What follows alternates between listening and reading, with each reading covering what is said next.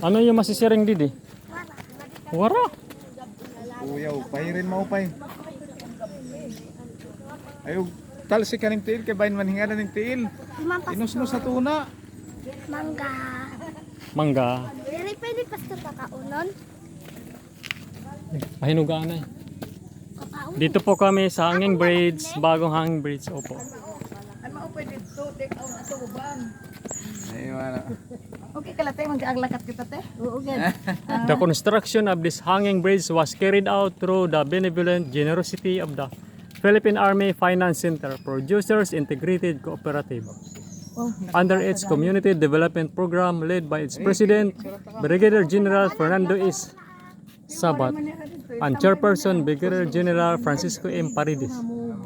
This bridge which connects Barangay Buenavista to the barangays of Matalod, Gayondato, Cabugao, Libertad, and Cagtutuog was completed in collaboration with the Civil Military Operations Battalion, 8th Infantry Division, Philippine Army. This is a living testament to PFCPIC's commitment to nation building and is dedicated to the residents of the said barangays of San Jose, Samar. Blessed and inaugurated on the 30th day of April 2024.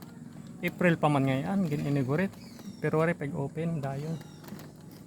Okay, ano hira, Jud, picture kami Jud, malakat kami ti pakadto ti patabok siguna Video good. Ha? So, ano yung kay nagdododrongan ban kita mahulog. Bangin bari.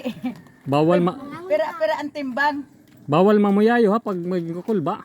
Ha? Diyos ko. Pwede